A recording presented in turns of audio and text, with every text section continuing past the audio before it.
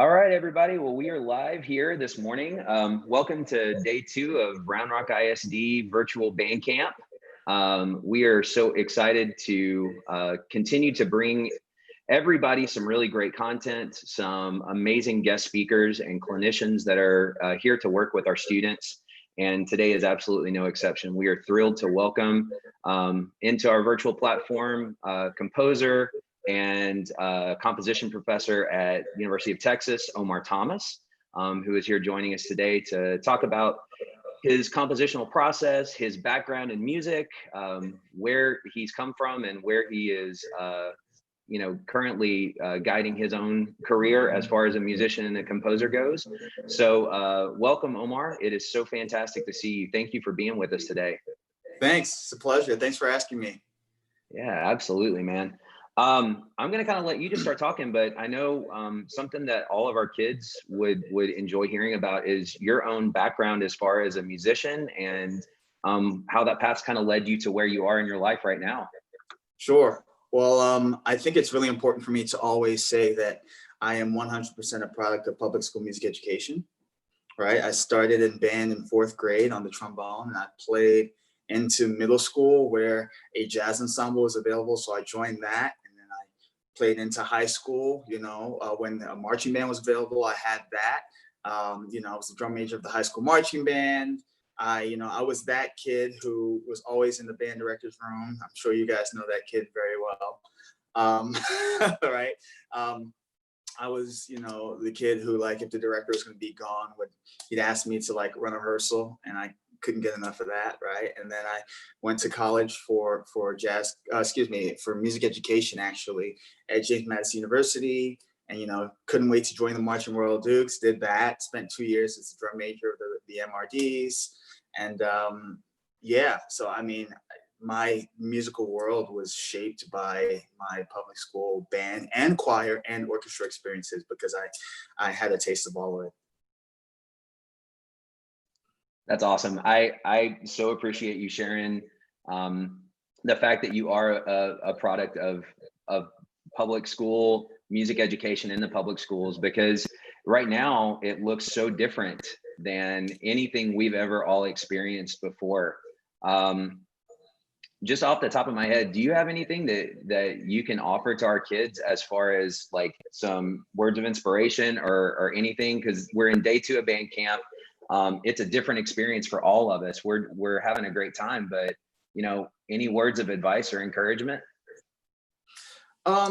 Yeah, sure. We've loved music even before we decided to be a part of, a group of music. So if that group is removed from us, don't forget to tap into all the things that drove you to join a group in the first place, right? And then take comfort in the fact that everybody is kind of in that same place, and use this platform as best as you can. It's no substitute for being in the same room and for feeling that same downbeat and for breathing together and playing together. But I mean, there are some interesting things that this technology can unlock that maybe wouldn't be available in in-person experience. So go ahead and experiment with that stuff. Get on GarageBand and get on Digital Performer, and just don't let the music making stop just because you can't be in the same room right now. We'll get back to that, but there are many other interesting, cool ways to make music. So can you talk to us a little bit about, you talked about your journey through James Madison University and studying music education. When did you start to develop or find that interest as a composer and start to come into your own voice in that role?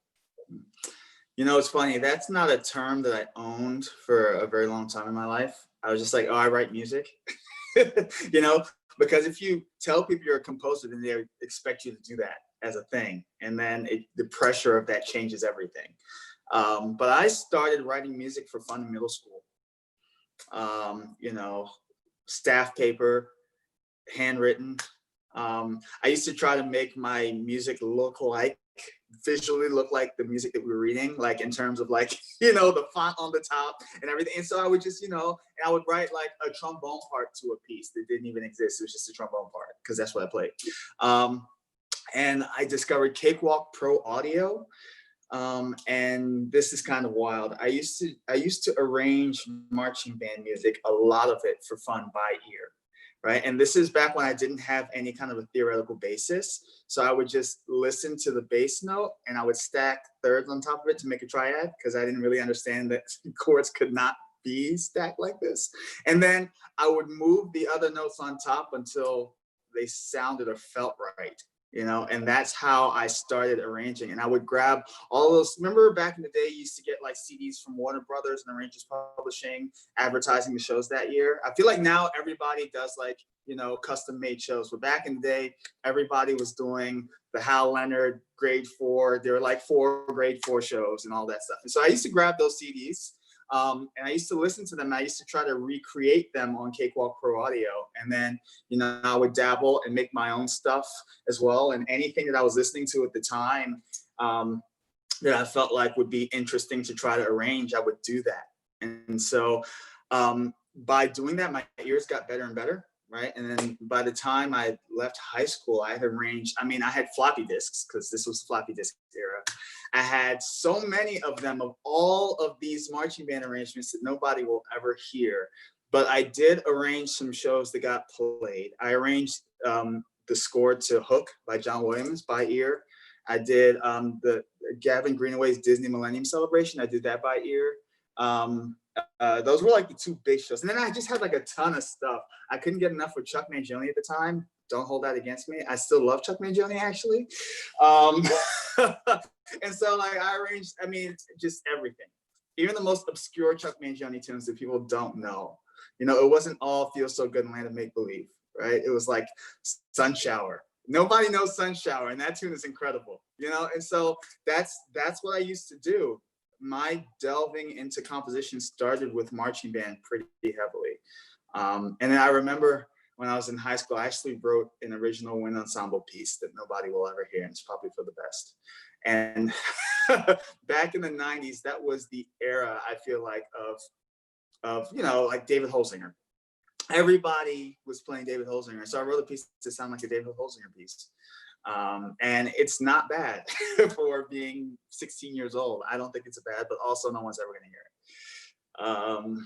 And yeah, and so that's how that happened. And then when I got into college, like I said, I was a music education major, but I was good enough to make it into the top jazz ensemble my freshman year, my first semester, which was a huge honor, because the music that we were playing in that group had changed my life. It just like blew my world apart, you know? In high school, we were doing the Mark Taylor charts and the Mike Tomorrow charts and Sammy Nestico, and I mean, all great music, you know, but I thought that big band was that. You know, because that's what we were presented with. That's what you're often presented with in high school jazz ensemble. So then I got to college, and then we were playing music by Bob Brookmeyer and Maria Schneider and, you know, John Hollenbeck and, you know, Mike Holliber. And I mean, I just wasn't ready. And it was a complete revelation to me. And the jazz director at the time, who's still there, Chuck Dotis, who is still a very dear friend of mine, he would be on me. I think he saw that I was really interested in writing, and he would be on me to write something for the big band. Like, when are you gonna write something for us? And I was like, absolutely not ever. Because look at the music that we're playing. I would like, who am I, you know? And long story short, I did write a piece for the jazz ensemble in my junior year. Was it my junior year? I wrote in my junior year, or yeah, I think so. And it was called Dancing. And that piece is track 3 off of my first album. So it turned out that like, I wasn't half bad at it. And then I wrote another piece in undergrad for big band called Gold Shoes, which ended up being track 2 on my album. And so I was like, well, I got to go to grad school for something. And even though I have a music education degree, I don't think that I have the stamina to teach grade school kids, right? Like that's hats off to all of you. You know, I had the greatest kids that I worked with, and I had the greatest placements, but the way I'm built, you know, my battery just drains immediately. And I was like, I don't think I can sustain this for 30 years. So I ended up applying to grad schools for jazz composition, and that's what I studied there. And then I guess at that point, I kind of had to claim the composition title, the composer title. That's an amazing journey. You talked some about your experience and your albums, and I would love for you to share a little bit more about that. But like the Omar Thomas Large Ensemble, like how did that project come to life? Because I know you said you were starting to do some composition at Yeah, JMU with that jazz ensemble there. So how did it kind of evolve from that into Omar Thomas Large Ensemble? sure. Well, I got my master's in jazz composition from the New England Conservatory, and my teachers were the great Ken Shaphorst and Frank Carlberg. And one of the invaluable gifts that I got going to NEC was the Jazz Composers Workshop Orchestra, which was an all-student group that was designed to workshop the music of the composers. So we got to write music and hear it in real time, rehearse it, go back and edit, add to it, and then at the end of the semester, we would put on a concert of all student compositions, right? Like, best thing in the world. As a composer, invaluable. And that was started by the great Bob Brookmeyer, who had retired right when I got there and has since passed. But the Omar Thomas Large Ensemble started off as my graduate recital band. That was the band that I assembled to play my graduate recital. And it was such a successful recital. And I was like, man, it would suck if we never did this again. So let's keep going. And that's how that started. And then right after that, as I was finishing my master's, I actually got hired onto faculty at Berklee College of Music. And, Berklee is 2 blocks away from NEC. And so there's a lot of cross-relationship and cross-pollination between those 2 institutions. And a lot of my colleagues were NEC affiliates and so on and so forth. And it just gave me access to an even bigger pool of musicians. It gave me access to performance venues. It gave me reasons to continue to write for the group.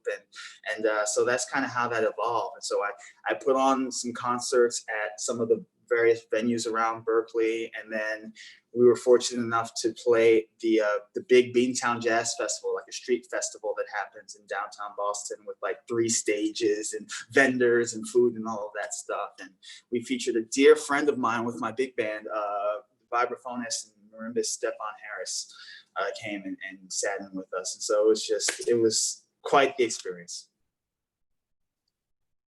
Man, hearing you say all of this, you've had such an incredible journey. And it's, truly like you're in it right now. So, coming from NEC and then going to Berklee and, continuing your journey on, and now you're getting ready to start your first year at the University of Texas. So how does that feel to you? Like coming to, be a professor where I think what really sticks with me is that you said it took you a while to claim the title of composer. And now you're about to be at one of the largest universities in the world doing just that and teaching other young people how to take the same journey for themselves that you've done. So how does that feel? Well, this will be my 13th year as a professor. So I've had a long time practicing accepting that term. When I was 23 when I got hired at Berklee, but I was 24 when I started because when my birthday falls. So at the beginning, owning that title when I was the same age and ever so slightly older than my students, that was weird, and even having a couple of students who were older than me, that was odd. And so funny story is one of the best professors I've ever had in my life. His name is Alan Chase, and he taught me jazz history at NEC. And I graduated in May of 2008, and I was in new faculty orientation at Berklee in August 2008, next to Alan, who had rejoined the faculty at Berklee. So 3 months ago, he was my professor, and now we're sitting shoulder to shoulder as colleagues. That's weird. So it took some practicing of, feeling like I needed to earn this title. If I'm going to be titled the same way this brilliant educator is, then I can't just walk into that. I've got to earn that. So I'm practiced enough that I think I am ready to just kind of to jump in the saddle and do what I'm supposed to do. Now, in terms of wind ensemble writing, all of that is relatively recent for me. So I remember when this first started, I was thinking to myself, wow, well, maybe if I, am in the game for like 15 or 20 years, maybe at some point, like Jerry Junkin and UT will take notice of me. And then maybe sometime around when, 15, 20 years, maybe they will pulled me in for a residency. Fast forward, I've had 2 residencies here and I've joined the faculty. So that's cool.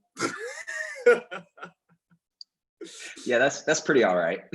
Yeah, it's not bad. It's not bad. Man, that's amazing. Well, you know, you bringing up the topic of writing for Wind Ensemble, and obviously you mentioned that it has been a relatively recent thing as far as just the scope of your career and your life so far.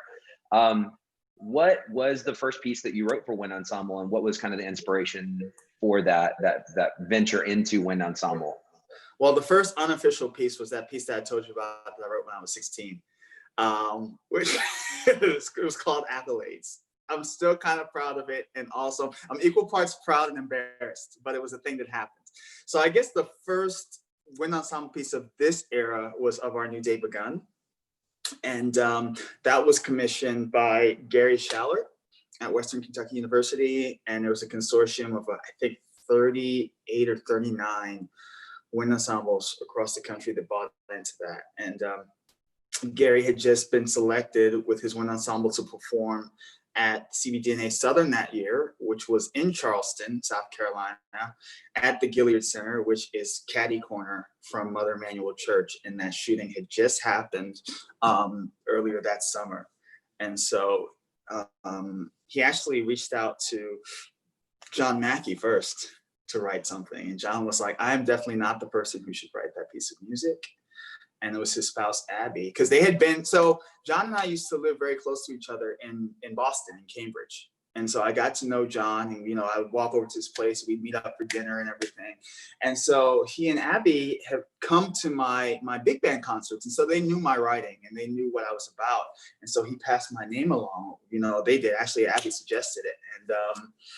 And he asked me, and I had every intention of saying no, because that sounded terrifying, right? That sounded like way too big of a burden, and I didn't want to be responsible for that. But then, you know, my dad told me to suck it up, so I sucked it up, and I said yes. And once I knew that members of Mother Emanuel Church were going to be in attendance at the premiere, it actually made the piece very easy to write. And so of all of my wind ensemble pieces, that one was like relatively easy, which it doesn't seem like it should be.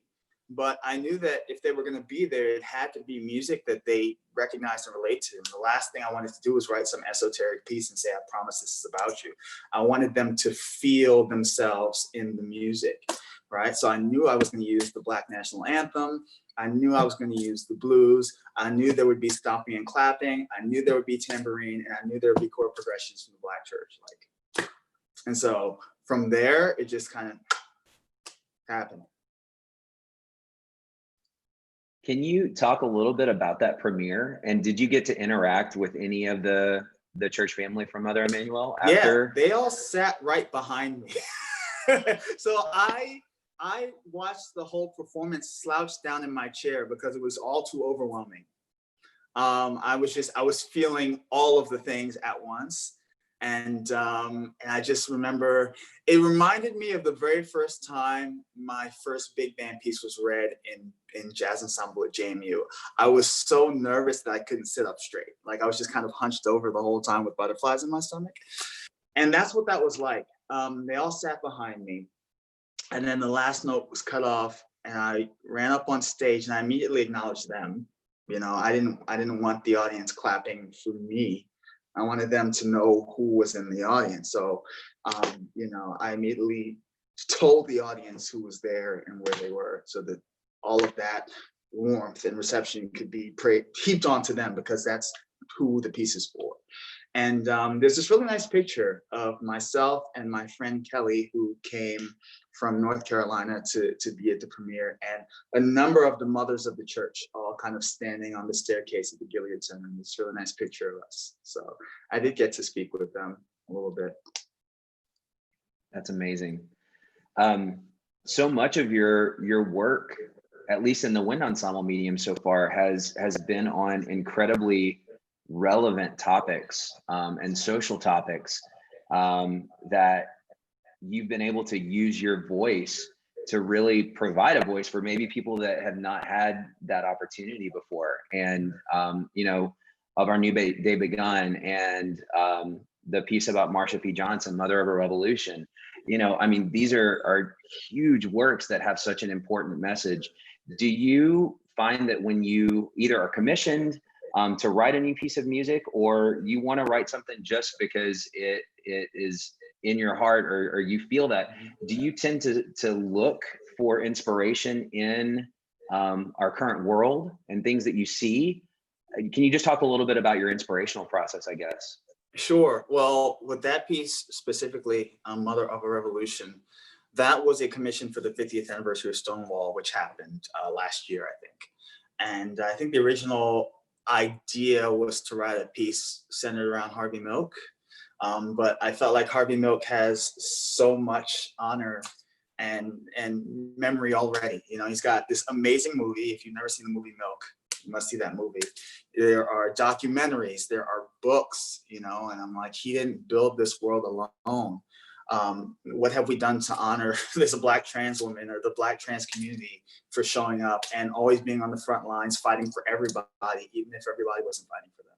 And so that was kind of where that came from. I was just like, I didn't feel comfortable writing something else to honor Harvey Milk. And I said, there are other people who are part of this struggle, and maybe we need to shine a light on them as well, you know? So I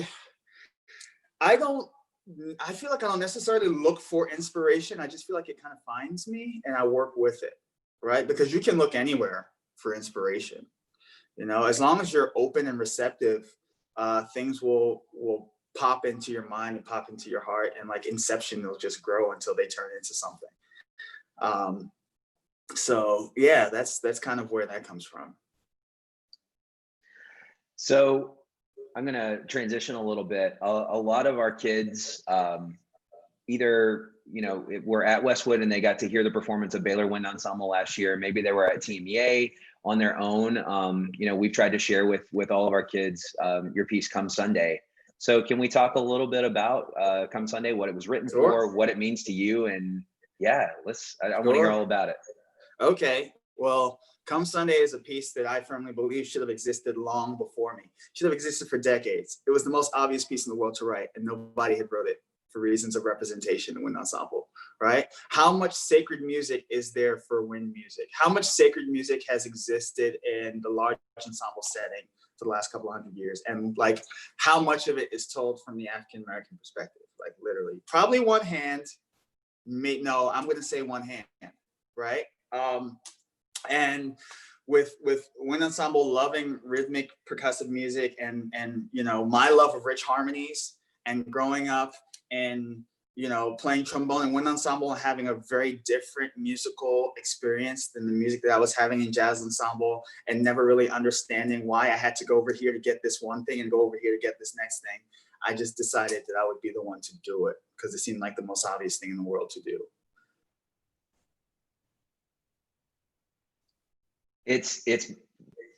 Personally, it's one of my favorite pieces of music for the wind ensemble, period. And I remember the first time that I heard it, it was a recording that Dr. Sedetol at Michigan State had done. And it was a video that kind of popped up on YouTube. And then obviously with UT and everybody getting a chance to be a part of that. And it's just a piece that and for all the students that are watching, if you haven't had a chance, seek it out on YouTube, and there's so many great versions that are out there, and everyone's different, and it all comes down to the interpretation of whoever's, you know, standing on the podium, but obviously the experience for the players in the ensemble. And I think that's one of the beautiful things about that particular piece, is that it means something different to everybody that gets the chance to perform it or to hear it.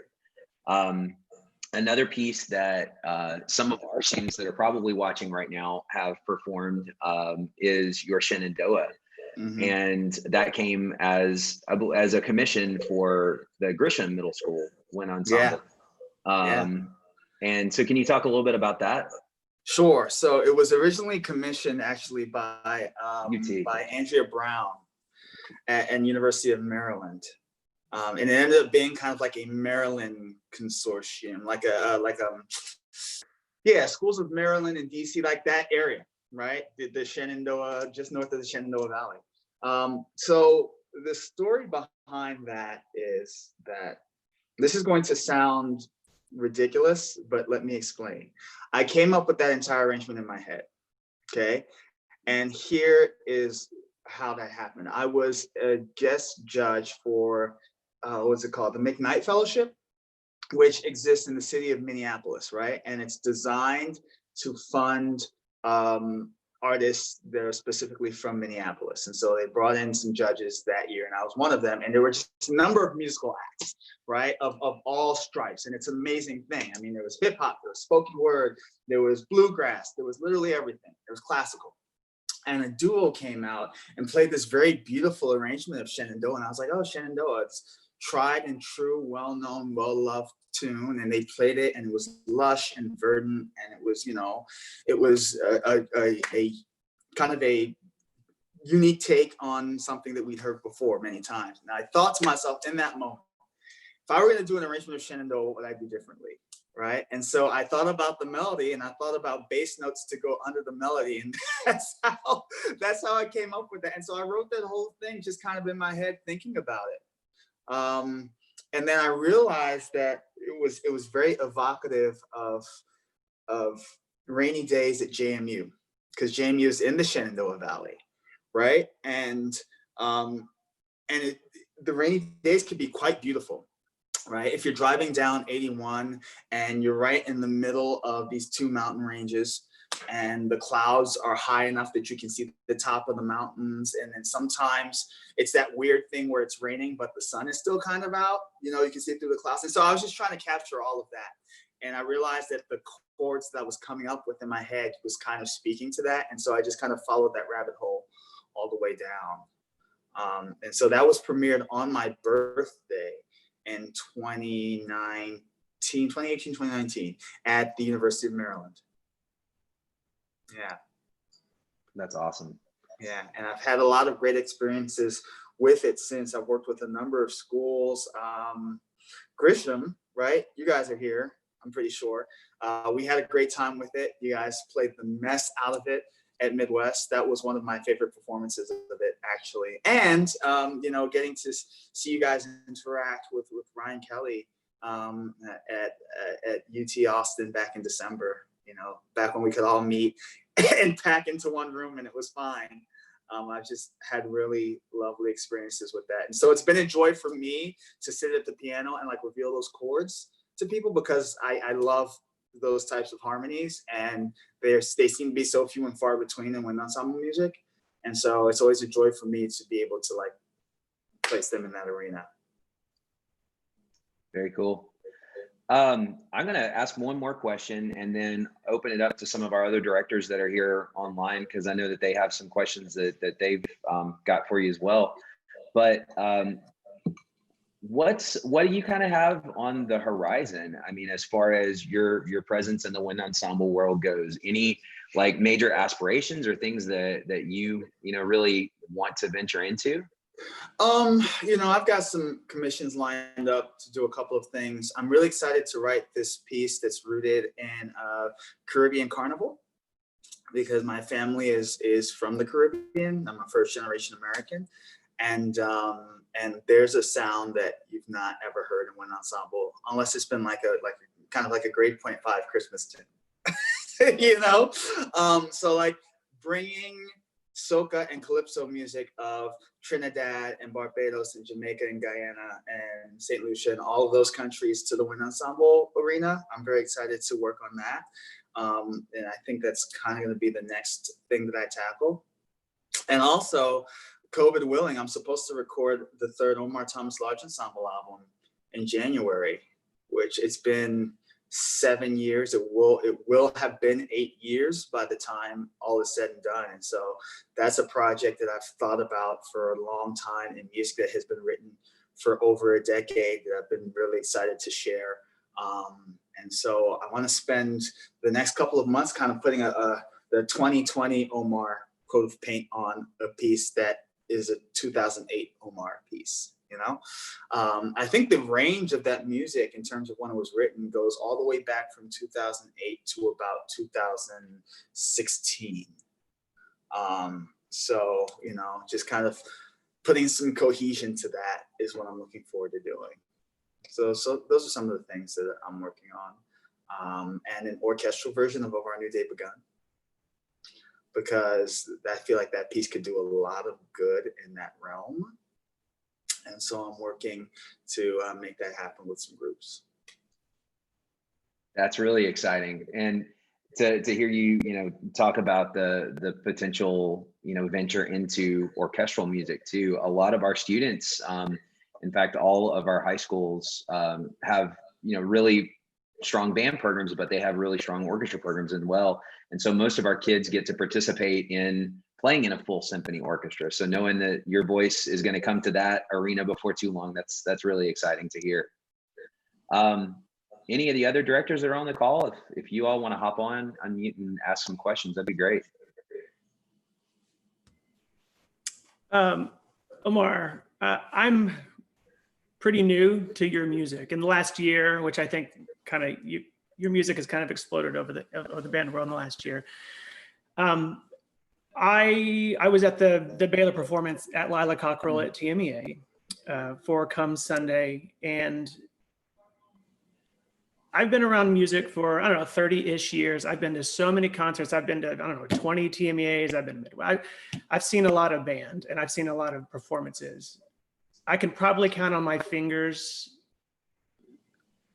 instances when I witness a piece of music, when I'm there, like I'm totally moved, like that's the only thing going on. Like there's such deep meaning, and it's not just in the music that's written, but it's coming from the performers too. My question is, I guess, twofold. What do you feel like you offer or that you do compositionally to do that? And then how do you have to coach the performers to bring that out of it? Because you could put that same piece of music in front of another group of musicians and it's just not going to happen. And that Baylor performance was magical. Yeah.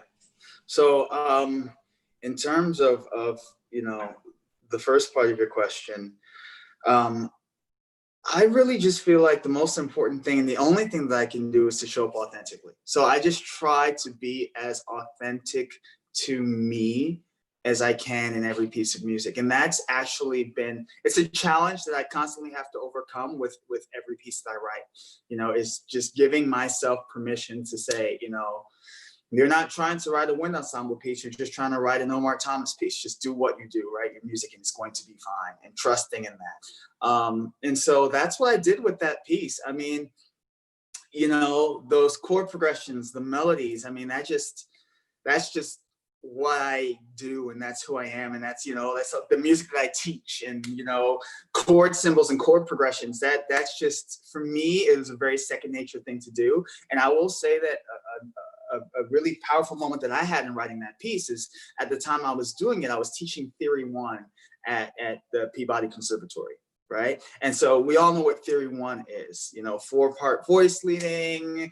cadential 6/4, and all of that good stuff, right? And then as I was writing this piece, I was realizing just how much of a marriage of Bach and blues this music is, right? And I think that part of what helped me write such a good piece with regards to the first movement is that I was teaching at the same time that I was implementing that. And I was having all of these revelations, to the point where I could bring this music that I was working on into my class and be like, here's this thing that we talked about. Here is the way it was used in your textbook, and here's the way that I used it last night, And so that was a huge moment for me pedagogically. In terms of going to different ensembles and having discussions. So I'll tell you this, what was really great about going to Baylor and hanging out with Dr. Eric Wilson and the group is I usually have this Rolodex of things I'm ready to say about the piece and about the music, and they started playing, and then I just kind of turned around and sat down. It was like, I don't think I don't think you need me to say any of that stuff. So all of my time with them, and I spent more time with them than any other group, especially artistically, because I went on tour with them, and that's where I met some of you wonderful people, and and ended up at TMEA, And everything that we were talking about was so fine tuning and so nitpicky, which is such a joy. You know, we didn't have to talk about any of those things. But most of what I do have to talk about is the articulation, right? Because it's so counter. It's so counter to what it is that students are taught to do. And it looks weird and it feels weird to do that for the first time or the second time. So you have to say, no, you really have to trust in what's written. Some of the struggles that I'm having with more and more music that I write is realizing that my idea for what an accent means changes depending on the style of the piece. But that's not necessarily the case, right? With a lot of wind ensemble music. Like there are some instances of composers where it's like, well, when this composer wrote this is what they wanted. And it's been well studied and researched and people have written books about it, right? But like by and large, you see this kind of accent and you know what it is, right?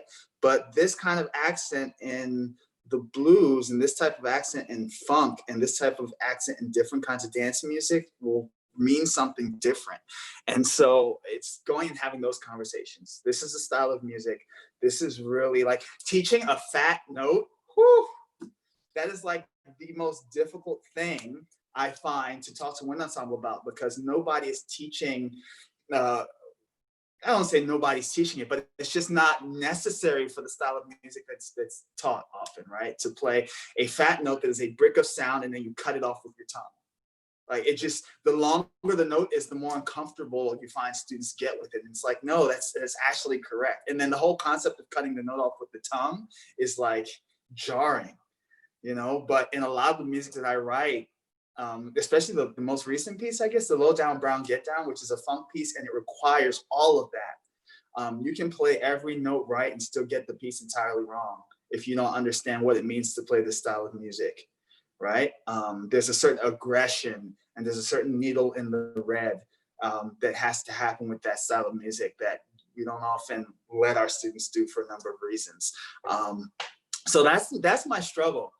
And so I'm realizing that maybe with every piece, I have to be very much more deliberate about my program notes to just help with that.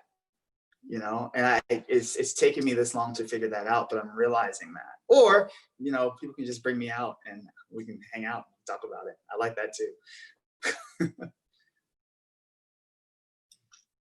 So I have one for you. I know that several of our young people watching, or I know at least with the Cedar Ridge band program, I have a couple of kids in mind that are very similar to what you were describing earlier, in that when you were in high school, you were just kind of figuring it out, I guess. So for our young people that are like you in that regard, or even for our young people that are even now starting to maybe be a little bit curious about composing and stuff, do you have anything where, when you look back, things that you wish you had done differently, or maybe researched in a different way so that you could have begun being more informed with how composition should work? Do you have hints like that? And then also, actually, yeah, go for it. Well, I guess if anything, I didn't, there were composition competitions that I didn't know about, because my one little David Holzinger knockoff, I think that could have done really well in a competition. But in general, it was the curiosity for me, right? It was just the wanting to do it and not waiting for somebody to tell me to go do it, and to just do it.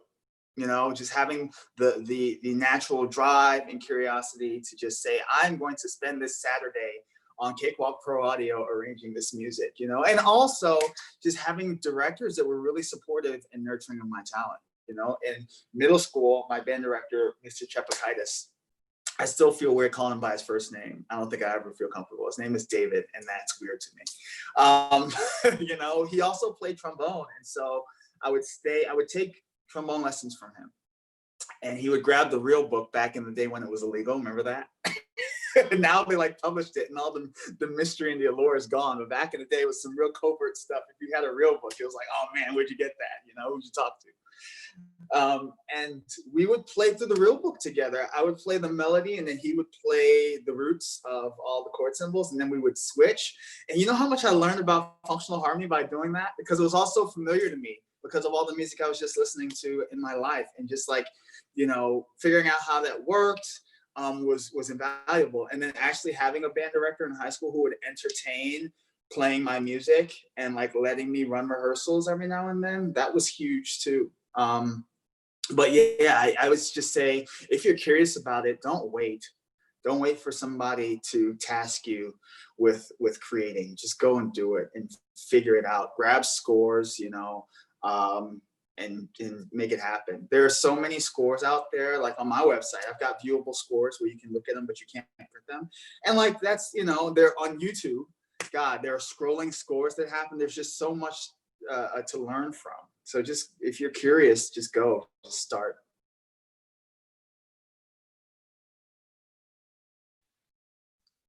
I've got a question or comment. Sure. Put in there. First of all, kind of piggybacking on what Mr. DiMaselli was saying, I gotta say, like, that performance of your work at the that we witnessed was so incredibly amazing. I just wanted to point out, like, as music educators, obviously, that's gone through music training, you know, I sit there and I look at it and I listen to it, and my wife teases me because she always says, "Oh, you're analyzing the music." Whereas my wife, who's never had a music class in her life, just absorbs and just takes it all in. And your music, you know, it goes towards everybody. I mean, both of us, at the end of the conclusion of that concert, we were both up on the top of our chairs with tears of joy, just emoting this incredible emotion from that performance. So I was wondering if maybe you could just sort of explain to our students how important that is. Not just, you know, like with the technology we have, they can go on YouTube or they can go on and hear a performance on the computer, as opposed to being in that audience and hearing what live music can do emotionally to a person. And maybe, like, from the different experiences you've heard from the different performances, maybe expand on that a little bit. Sure. I mean, I think we all know that there is no substitute for in-person human artistic connection. I think we're all hurting right now. We're all missing that more than any of us can put into words. I encourage people to cut up during my music, because I think that we need to de-sterilize concert spaces. I think there's nothing worse than hearing something that just pulls at your heart that you want to express in that moment. But concert etiquette teaches us that we're supposed to bottle that up and swallow it down. And especially if it happened in the second movement of a 4-movement symphony, you have to wait the extra 30 minutes at the end to then. That's just absurd to me. And it's the opposite of why we're in that space. So, you know, I mean, I didn't have to tell that to Dr. Wilson and the crew, because I knew that they were going to be able to get that out of the audience anyway, especially with everything that happened before that piece in that performance. I mean, that whole program was just, it broke you and then put you back together again. And I mean, as many times as I've heard it, every time was equally as devastating and then equally as hopeful, you know? So that was just masterful programming on Eric's part. But I'll go up there and I'll tell the audience, I'm like, listen, if you feel some type of way that you cannot sit still, don't sit still, because this is not what this music is about. That is antithetical to why this music exists and the purpose that it serves. So if you feel something, show it. If you heard something on stage that moved you, let them know, right? This is not a stage of performers and then an audience that's separated. We are all one in having a like experience. So by all means, and I'm just a firm believer, and that's the way concert spaces used to be. Who knows who went in there and sterilized it? But you know, that's why we go to these things. So having to bottle up your emotions throughout any kind of an artistic performance is just the saddest thing to me, because we go to feel these things, and it's nice when you know that the people around you are feeling it just as you are. So I say let it out, always. So since most of our kids are, we're so, and for me as a director right now, it's so strange, because like I'm supposed to be out like on a parking lot somewhere sweating and teaching marching band. You know, everything to the core of my being just feels off right now, because we're Sure. not in that mode, you know, we're looking at it differently. So since so many of our kids are, you know, they really enjoy band for many reasons, but marching band's such a big part of it for them. Mhm. One thing that we always talk to our kids a lot about, and we try to elevate, is our emotional commitment to performance. So when you're working with a group, and not obviously like a marching band setting, but like it can apply in so many, different kind of mediums. How do you get an ensemble to kind of like feel and showcase the emotions they're experiencing while they're performing? How do you get them to break out of their shells? You just need to give them permission, and then they need to practice it because they've practiced not doing it, right? Yes, They've practiced and exactly. they've learned over and over to not do that. There's a certain way that you're supposed to comport on the stage. So what we do, this is how we dress. Notice how we're dressing, right? Even the way we dress is kind of antithetical to what we want them to do. We're just formal and we're buttoned up. And so that's how they're going to behave when they're on the stage. So you have to give them permission. And then they have to practice that permission, and I mean, that's it. It's a learned behavior, right? It's in you, but you have to actually like tease it out and work with it.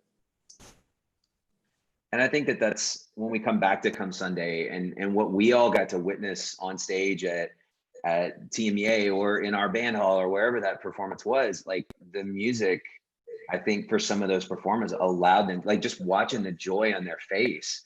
Sure. It was that overt expression of that permission that you're talking about. Mhm. So, all right, I have to nerd out hard, like major for a moment here, because I'm putting some things together in my mind. So when I was growing up in high school, my best friend and I used to seek out college marching band recordings.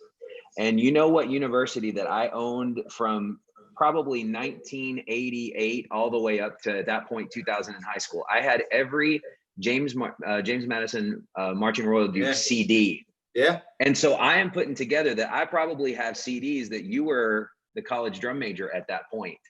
And like, I'm actually a little bit younger than that. I was drum major in, let me see, I got to JMU in 2001. so we probably, right. okay. I was drum major in 2003 and 2004. Those were All my right. years. Right. 2001 That's was awesome. my first So we year were in college group, at the same time. and then 2004 was the first year that they won the national championship, and that ended up being like setting them on a path. But I was drum major for that year, so it was 2003, 2004. Yeah, but you know what? Some of the music that existed on those albums, I'm sure I've conducted them since because we would recycle things after a couple of years. So like Fire Dance, and yeah. See, you know what I'm talking about exactly. Yeah. So I'm telling you, I was a marching band nerd. So, Yeah. and I mean, I light up talking about it. You light up talking about college marching band. Can you, and this will kind of be the last thing that we have time for, but can you talk to our kids that are maybe going to go on to college after they leave high school and they're not going to major in music? They're not going to, I think there's this misconception that you have to be a music major to experience the joys of music in college. No. We need you. Music needs you. We need people who can testify to what music has done for them to go out into some other field and to make the case for why it's important to keep these programs funded, right? So like, yes, if you want to go be a poli-sci major, but you also want to be in the marching band, please make that a part of your life, right? And then carry that with you and all those memories and all that joy and all that connection that you've made and that you felt in that ensemble. Please go forth and remember that when programs get threatened or when you need to, raise money to keep something going. I think that advocacy is one of the most important parts of what it is that we do as musicians, because like it's about a human thing. It's about a human connection. It doesn't just end with music. So we need everybody who finds joy in music to find joy in music so that you can firsthand experience all of the things that make what we do so awesome and special.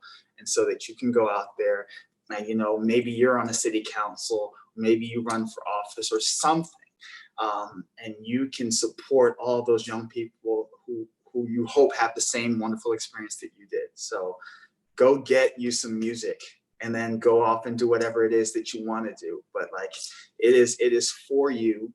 It's for everybody. And I mean, hopefully you know that by now, right? But that's just going to come even more real to you if you continue with it, the more you do it. It has been an absolute joy getting to sit here and you know, talk with you one-on-one in this platform. And thank you from all of us and on behalf of our students. Thank you for taking time out of your day to do this. Oh, certainly. It's just great for our students to get to put, you know, music that they are hearing currently right now, to get to see your face and to hear your voice and attach your emotions to that, so that it can enhance the experience of listening to your music even more. So thank you again. This has been amazing. Yeah, this was a lot of fun. Thank you for making this happen. Absolutely. Take care of yourself. Enjoy being in Austin tonight. I And will. we will look forward to hearing so much more of your music live and in person at UT for years to come. Great. Thank you so much. Absolutely. Thanks, Omar. All right. Have a good one. You too.